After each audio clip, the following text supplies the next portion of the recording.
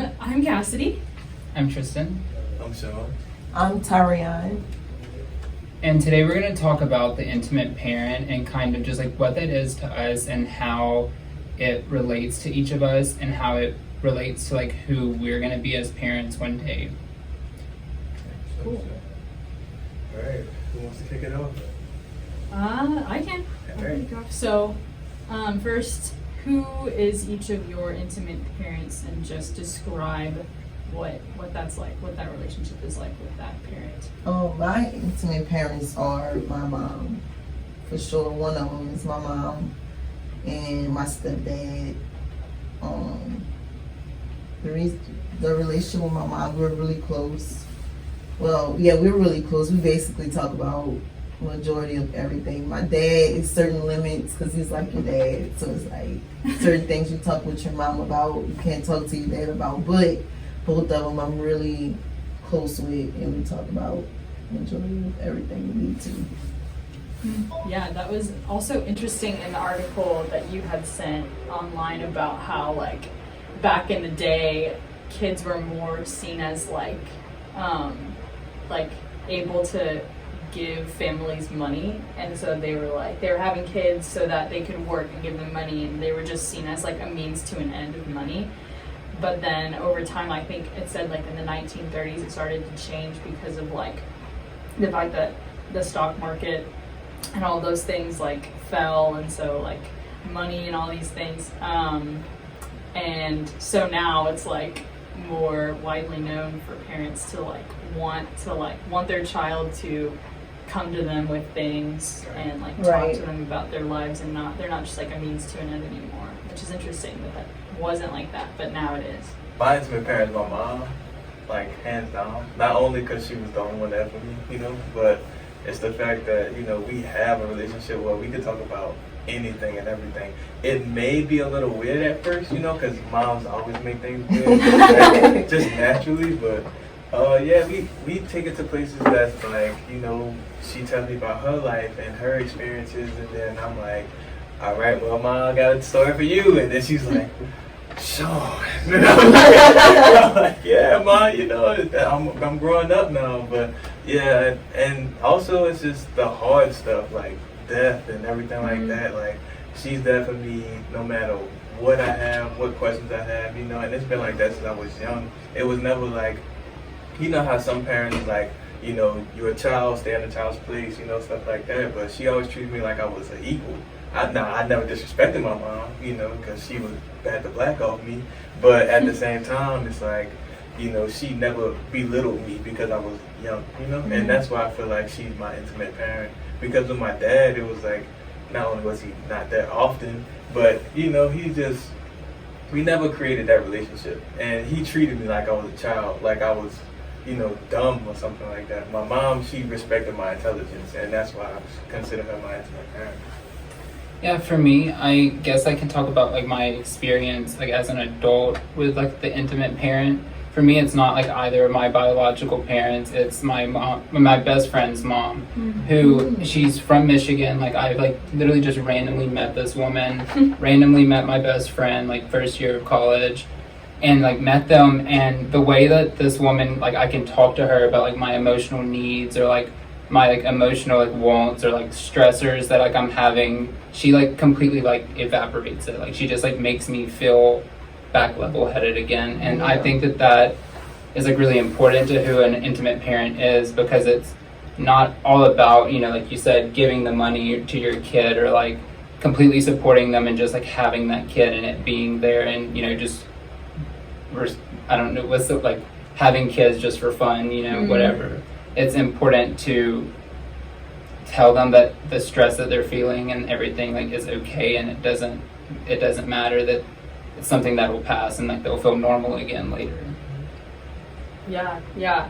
I think because I'm trying to think like if someone was just hearing this term for the first time, like we've talked about it before, like obviously you did your podcast on this too, on the intimate parent, and so like based on all these things that we're saying, I think there's like a common thing of just like, and maybe someone else can word this better, but just like this like compassion that an intimate parent has, and this like need, or not this need, this desire I think they have to like be intentional and to really care about what's going on in your life. Definitely.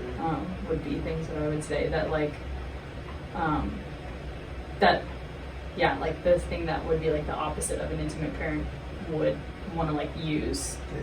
Probably. I feel like with an intimate parent, they would also, they can get intimate in a way that's physical. They could give you a whooping and stuff like that. But you take it from your intimate parent. And if it was the parent you didn't like, it's like you can't do that to me. That's too intimate. Because you haven't been in my life for long enough, or you're not a part of my life enough. Right. Like when my real dad, like he was like incarcerated like majority of like my childhood.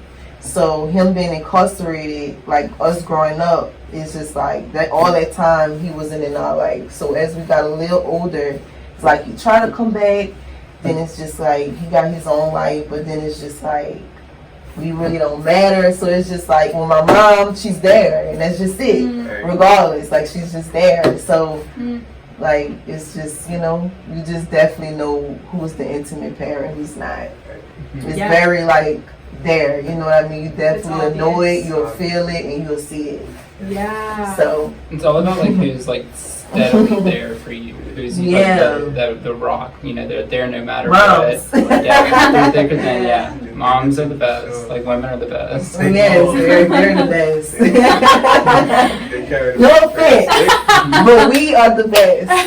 I don't know. No, having women teach me about like my emotional like intelligence and stuff, and like just about like how to deal with my emotions and not having to like go the route of like I'm sure some men just like don't just like they don't deal with it and they like don't listen to anybody, and like actually having like two women like sit down and be like what you're feeling's okay, like what you're like dealing with is okay, is like kind of humbling. It's like damn, like y'all really do know what we're gonna have, like what we're gonna have to say. I don't know. Yeah. I like what you were saying too about like I think even just looking at my own life too, that like I'd be more likely to take the guidance, like even if it's like difficult to receive from an intimate parent, rather than like a parent who isn't an intimate parent, like someone like if like say my mom is like my intimate parent too, which might just come from like we're just so much alike. So just naturally we're just like good friends. But like if my dad were to give me like some criticism or like something like that, rather than like my mom giving it to me, I think I would receive it in a very different way, because I know that it's coming out of this place of like intentionality and love and that kind of relationship, rather than like maybe someone who doesn't really give me that. It's like when you're younger, you're just like, okay, I gotta do what you say, or I gotta, but when you're older and you understand, kind of growing up who was really there, you understand, like, who really deserves to be there and a part of certain things in your life, or who have a say so on decisions that you make. Yeah. And these parents now, Instagram parents, I feel like this parents and stuff is getting out of hand. I feel like babies are becoming more accessories than actual like love. Genuine love is more like I got all this money, I'll spoil you, whatever, but it's way bigger than money. It's way bigger than money. It is. It's way actually deeper. I'm gonna say deeper than money. Because of course we need money. It's okay. Of course it's good to look good all the time and spoil your kids, but you definitely want to be able to have that relationship with them.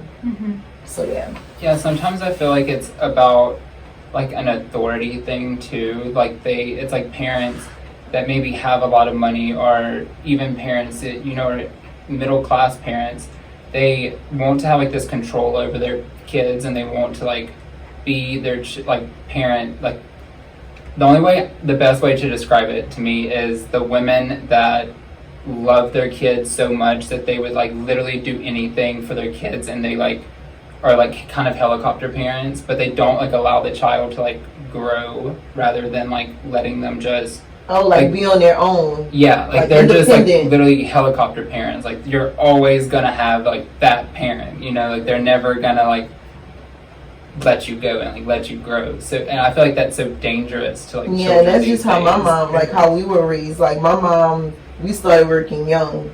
Like, Yeah, you yeah, know, same. at one point when my mom and my dad was together, we did have like everything. Like we were spoiled. I'm not gonna lie, as kids. Oh, me too. When they broke up, like stuff changed a lot. Mhm. You know, Mhm. income wise, like us getting everything we want. Well, it's And like, it it's definitely okay. taught us to It's be okay to independent. spoil Like I'm your very children. independent. If I ask my mom for something, it's more like if I really, really need it. Mhm. But as in like today, I feel like that definitely takes like it's very important when you like trying to be on your own. That's Yeah. like for us and stuff like that. So What are you saying? It's okay to like spoil your children and stuff, and, Yeah. like show them love, but 'Cause I'm I still just feel spoiled. like there's like a line that you can't cross with like not teaching them like the ways of life, because I feel like the older people, and not like a lot of people hate on like baby boomers and stuff, but I feel like they like really kind of like nurtured their children. Like they were like really, because it was like before social media, before like you could just give a kid a phone to like pacify their time. Like they actually like spent a lot of time with like teaching their children, and that was like our parents.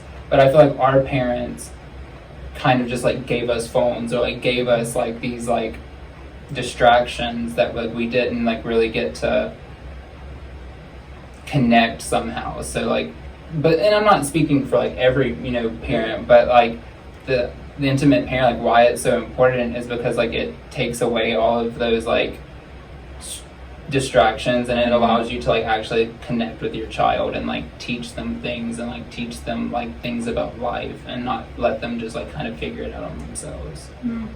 I do feel like technology has changed the way intimacy works in the family. Though. You know what I'm saying? Like it went from, you know, the whole family sitting in front of a radio, or you know, we just go outside, and like outside, that was like the greatest thing ever. to be outside, chilling, Honestly. riding a bike. Yeah, Honestly. with your family, and it's like It was not about phones back then. No, I promise indeed. you.